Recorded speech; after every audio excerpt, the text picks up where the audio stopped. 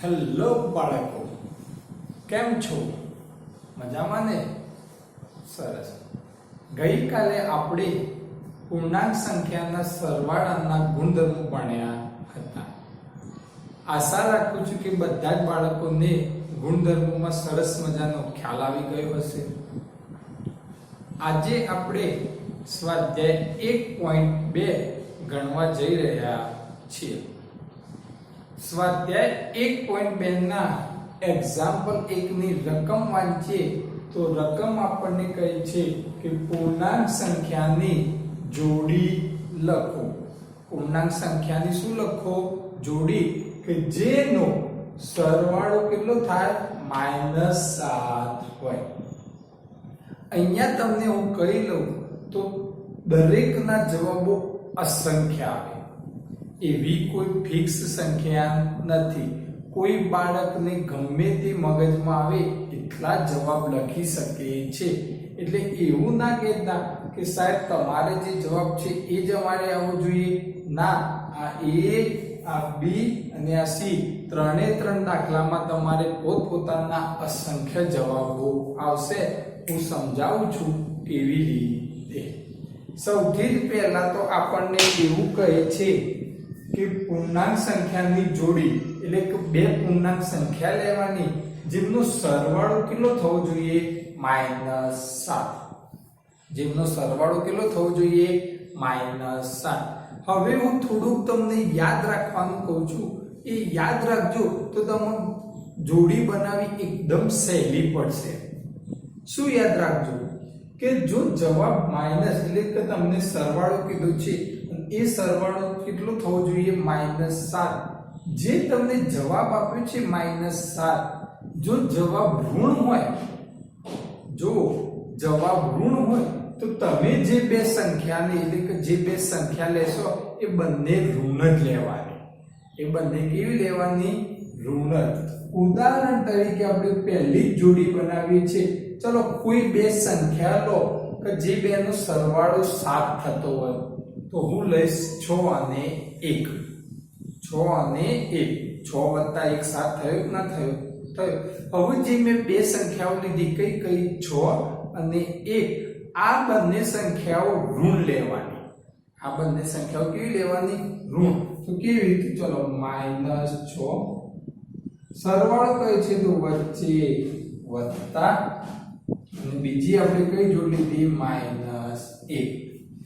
આ બંનેનું સાદુરૂપ આપશો તો -7 જવાબ આવી જશે. જો ચેક કરી લઈએ. ચલો બે ચિહ્નો જોડી ના હોય તો ચલો -7 વત્તા ઓછા 1, ને આ બેનો સરવાળો જ થશે. જો ઓછા ઓછા વત્તા 6 ને 7, મોટી રકમ 6, ચિહ્ન માઈનસ, તો -7 થઈ ગયું. આ 6 અને 1 નો સરવાળો થયો, ઓછા ઓછા વત્તા સરવાળો થયો કે ના થયો? એ સરવાળો કેટલો મળ્યો? -7. તો -7 મળ્યો કે ના મળ્યો? તો ચલો પહેલી જોડ કઈ બની? તો -6 અને -1. -6 અને -1.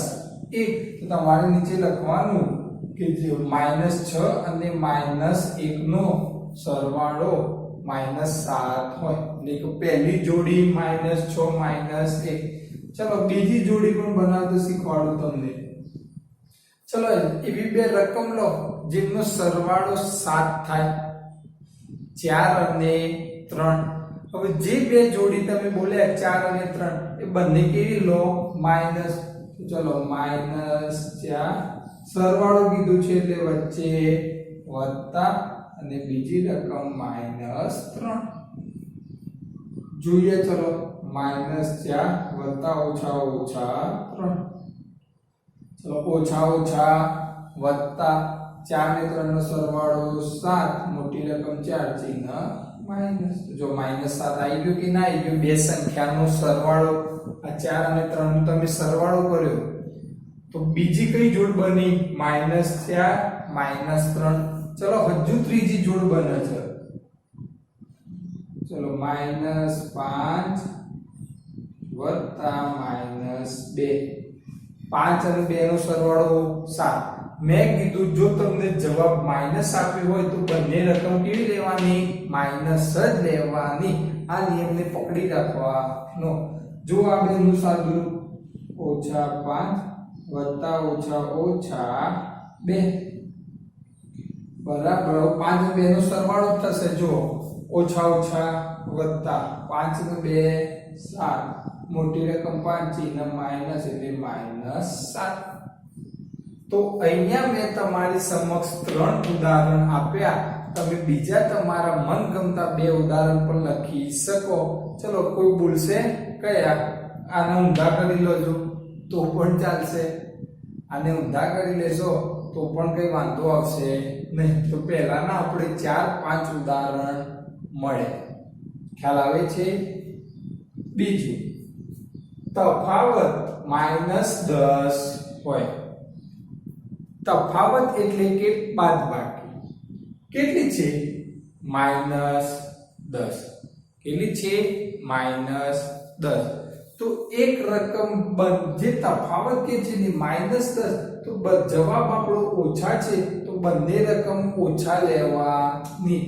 જેમ કે ચલો પહેલું જ ઉદાહરણ આપો. ચલો હું જોઉં. ચલો -30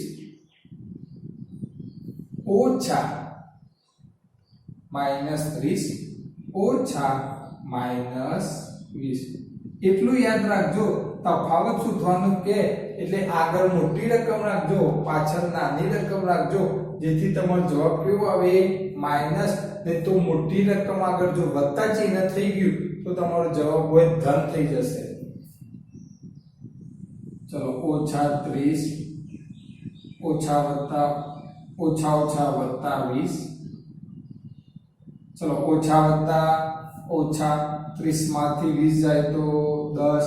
મોટી રકમ 30 એટલે ચિહ્ન માઈનસ. તો ચલો માઈનસ આવી ગયું કે ના આવી ગયું? તફાવત એટલે બાદબાકી. તો 30 અને 20 ની બાદબાકી થઈ કે ના થઈ? થઈ. તો કોઈ પણ સંજોગોમાં જ્યારે તમે તફાવત લખતા હોય અને તમને એવું લાગે કે સાહેબ અમને ભૂલ પડે છે, તો તમારે આવી ગણતરી બતાવી દેવાની. જો જવાબ -10 ના આવે તો -30 અને -20 એની જોડ કહેવાય નહીં. જો જવાબ -10 આવી ગયો તો -30 અને -20 એની શું કહેવાય? જોડ.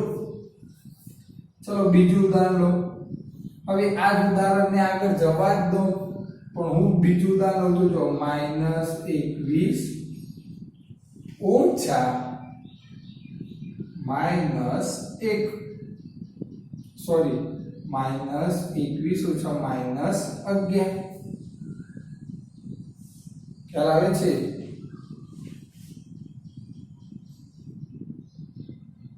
માટે -21 ચલો ઓછા વત્તા 11. હવે આ બેનો તફાવત એટલે આ બેની બાદબાકી થશે. તો ઓછા વત્તા ઓછા 21 માંથી 11 જાય તો 10. મોટી રકમ 21 એટલે ચિહ્ન માઈનસ. તો ચલો -10 આવ્યો કે ના આવ્યો? ચલો ત્રીજી રકમ તમે આપો તો મને, કોઈ પણ આપો, કોઈ પણ. તો ચલો આપણે જોઈએ. જો -15 તફાવત એટલે તફાવત કે વચ્ચે ઓછા, બીજી રકમ પણ -5.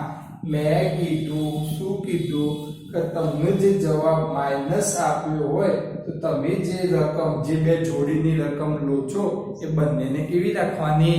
માઈનસ. જો જવાબ ધન આપ્યા હોય તો બંને રકમને ધન રાખવાની. પણ અહીંયા જવાબ ઋણ છે, -10 છે, તો તમે જે બે જોડીઓ લો છો એ બંને જોડીઓ માઈનસ રાખવાની. તફાવતમાં એટલું યાદ રાખજો, આગળ મોટી રકમ રાખજો, પાછળ નાની રકમ રાખજો. ચલો બરાબર. ચલો -15 ચલો ઓછા વત્તા 5. હવે આ બંનેનું સાદુરૂપ આપે. ચલો ઓછા વત્તા ઓછા 15 માંથી 5 જાય તો 10. મોટી રકમ 15 એટલે -10. તો મેં તફાવત -10 હોય એની કુલ કેટલી જોડ આપી? 3. કઈ -30 અને -20. -21 અને -11 -15 અને -5 તમે આવી બીજી બે જોડ જાતે બનાવવાની પ્રયત્ન કરવાનો. એક્ઝામ્પલ 3 સરવાળો શૂન્ય હોય. સરવાળો શૂન્ય હોય તો આપણે એક રકમ ધન લેવાની, એક રકમ ઋણ લેવાની અને બંને રકમો એક જ રાખવાની. જેમ કે સરવાળો શૂન્ય હોય એનું પહેલું જ ઉદાહરણ છે -3 વત્તા 3. ચલો ઓછા વત્તા ઓછા 3 માંથી 3 જાય તો 0. આવી ગયું. બીજી રકમ -4 વત્તા 4. ચલો ઓછા વત્તા ઓછા 0. તો સરવાળો એટલે વચ્ચે વત્તાકાર તમારા બધાના જવાબ કેટલા આવે છે 0. તો આવા તો તમે ઘણા ઉદાહરણ આપી શકો. -12 વત્તા 12, -15 વત્તા 15, આવા તમે ઘણા ઉદાહરણ આપી શકો છો. બેટા આના અસંખ્ય જવાબ હોય. આના કોઈ તમે પરીક્ષા પૂછાય અને જે ચોપડીમાં જ હોય એ જ તમારે લખવું કોઈ ફરજિયાત હોતું નથી. તમારા મગજનું જેટલું મગજ ચાલશે એટલા તમે વધારેમાં વધારે જોડીઓ લખી શકશો. આ હતો એક્ઝામ્પલ 1 ની જોડીઓ. આનો તમે અભ્યાસ કરજો તો જ તમને વધારે જેટલો વિડિયો શાંતિથી જોશો એટલી સારી સમજણ પડશે. એક્ઝામ્પલ 2. चलो बच्चों एग्जाम्पल 2 પહેલું શું કહે છે કે જેનો તફાવત આંક હોય એવા ઋણ પૂર્ણાંકની જોડ લખો. આગળ જે એક્ઝામ્પલ ચાલ્યા એમાં પણ એવી કોઈ ચોખવટ નથી કે તમે જે જોડ લખો એ ધન જ હોવી જોઈએ, જે જોડ લખો એ ઋણ જ હોવી જોઈએ, એવી કોઈ આપણને ચોખવટ નથી. આ એક્ઝામ્પલમાં આપણને એવી ચોખવટ કહે છે કે જે તફાવત તમે કરો અને જે જોડી બનાવો એ બંને કેવી હોવી જોઈએ? ઋણ પૂર્ણાંકની. એટલે તમે જે જોડ બનાવશો એ જોડમાં બંને જે રકમો હોય એ બંને ઋણ પૂર્ણાંક હોવી જોઈએ. મારું વાક્ય બરાબર યાદ રાખજો. જ્યારે પણ જવાબ ધન આવશે અને જોડીઓ જે છે એ ઋણ પૂર્ણાંક હોય તો તમે જે જોડીઓ બનાવો એમાં નાની રકમ આગળ લખજો, મોટી રકમ પાછળ લખજો. તમારે જે જોડ બનાવજો એ જોડમાં જે બે રકમ હોય એ બંનેમાંથી એક નાની ને એક મોટી તો હોય તો નાની રકમ આગળ લખવાની, મોટી રકમ પાછળ લખવાની. ક્યારે? જ્યારે જવાબ તમારો કેવો આવે? ધન. જવાબ કેવો આવે? ધન. તો ચલો એક ઉદાહરણ લઈએ. તો ચલો 1 -3 તફાવત છે એટલે વચ્ચે ઓછા બીજી રકમ લઈએ -11. તો જો મેં આગળ નાની રકમ લીધી, પાછળ મોટી રકમ. એટલે એવું ના જોતા પડે કે -3 ને એની માઇનસ વગરની 3 અને 11 માં 3 નાના એટલે આગળ, 11 મોટા એટલે પાછળ. ચલો આ બંનેનો તફાવત કરીને સાદુરૂપ આપીએ, જવાબ 8 મળે છે. ચલો ચેક કરીએ. ચલો -3 ઓછા ઓછા વત્તા 11 બરાબર. ચલો ઓછા વત્તા ઓછા 11 માંથી 3 જાય તો 8. કેમ મેં પાછળ લખવાની કીધી હતી? કારણ કે જો 11 ના આગળ વત્તા આયા, મોટી રકમનું ચિહ્ન, તો 8 ના આગળ પણ વત્તા. હવે આપણે નીચે એરો મારીને એવું લખવાનું કે કઈ બે ઋણ પૂર્ણાંકની જોડ? તો -3 અને -11 ની જોડ. દરેકમાં આવું લખવાનું. ચલો બીજું ઉદાહરણ પણ જોઈએ, તમને વિશેષ ખ્યાલ આવે તો. જો કોઈ -3 -11 ને એક જોડ ખબર પડી ને બીજી ઓટોમેટિક હેડશે. જો કેવું હે? -4 ઓછા -11 ની જગ્યાએ -5. એક એક વધારે જવાના. પછી -5 -13 -6 -14 -7 -15 આમ તમને અસંખ્ય જોડ મળશે. ચલો આનું જોઈ લઈએ તો જો -4 ઓછા ઓછા વત્તા 12 બરાબર. ચલો ઓછા વત્તા ઓછા 12 માંથી 4 જાય તો 8 મોટી રકમ હોય એટલે વત્તા જો વત્તા 8 અને જે બે પૂર્ણાંક જે બે જોડ મળી એ બંને પણ ઋણ છે -4 અને -12. ચલો ખ્યાલ આવે કે ના આવે? આવે છે ને એકદમ. બીજી તમે ઘણી જોડ બનાવી શકો. એક જોડ તમને આવડી ને બનાવતા તો બીજી તો એના પાછળ એમનેમ ઓટોમેટિક ચાલશે. ચલો બીજું, જેનો સરવાળો -5 હોય, જેનો સરવાળો કેટલો કે છે -5 હોય એવા ઋણ પૂર્ણાંક અને ધન પૂર્ણાંક લખો. એ તમે જે જોડી બનાવશો એ જોડીમાં એક ઋણ પૂર્ણાંક રાખવાની અને એક ધન પૂર્ણાંક. પહેલી તમારે ઋણ પૂર્ણાંક કીધી છે તો પહેલી ઋણ પૂર્ણાંક લખવી પડે, બીજી ધન પૂર્ણાંક કીધી છે તો બીજો ધન પૂર્ણાંક લખવો પડે. તો આના પણ અસંખ્ય ઉદાહરણ છે. ચલો પહેલું જો બનાવીએ તો ચલો એ -7 વત્તા 2. જવાબ માઈનસ આવે ને તો જે બે રકમ લ્યો ને એમાં મોટી રકમ માઈનસ રાખવાની. ઓછા વત્તા ઓછા -7 માંથી 2 જાય તો -5 છે કે નહીં જી? ચલો બીજી રકમ હવે વધારે જવાના. -7 પછી જો -8 વત્તા 3 -8 વત્તા 3 એક આવડશે એના ઉપરથી બીજી ઓટોમેટિક બાળકો આવડી જશે. તો ઓછા વત્તા ઓછા 8 માંથી 3 જાય તો 5 મોટી રકમ 8 એટલે માઈનસ. ચલો ત્રીજી રકમ -9 વત્તા 4 ઓછા. જો હું બધી રકમ પહેલી લઉં છું એ મોટી અને એમના આગળ માઈનસ અને બીજી પ્લસ એટલે એક ઋણ પૂર્ણાંક અને એક ધન. આનો પણ જવાબ -5. હવે આનો જવાબ કેવો લખવાનો કે જેનો સરવાળો -5 હોય એવા ઋણ પૂર્ણાંક અને ધન પૂર્ણાંક. તો પહેલી જોડ કઈ મળી? -7 અને 2 ની. બીજી જોડ -8 અને 3 ની. આવી રીતના લખવાનું, ગણતરી બતાવવાની અને નીચે લખવાનું કે ભાઈ -7 અને 2 જોડ છે.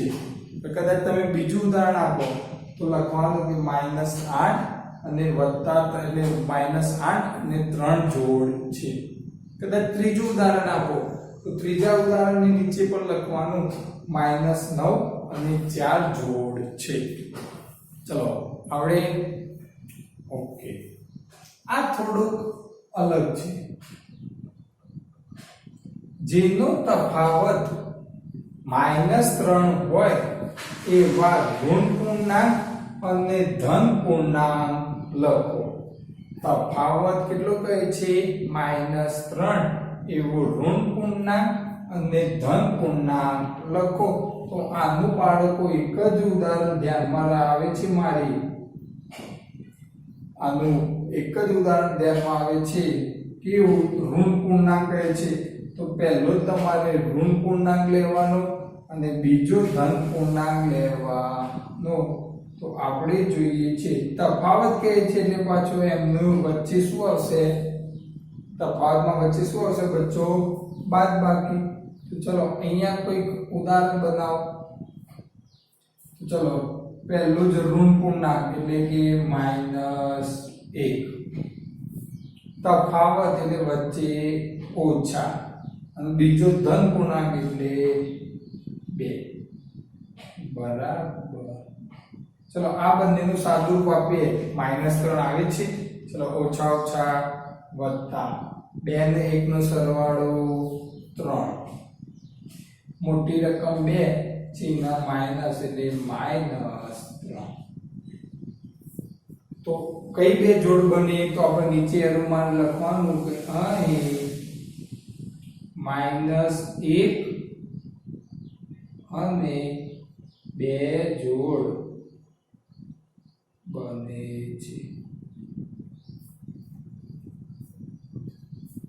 ચલો બીજી એવી કોઈ જોડ બને છે તો બીજી પણ આ જ બને છે, બીજી કોઈ બનતી નહીં, પણ આનું ઊંધું -2 ઋણ પૂર્ણાંક તફાવતના ઓછા ધન પૂર્ણાંક તરીકે 1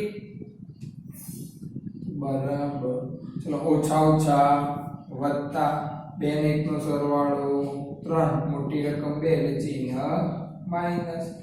તો બીજી કઈ જોડ બને તો અહીં -2 અને 1 ની જોડ બને છે.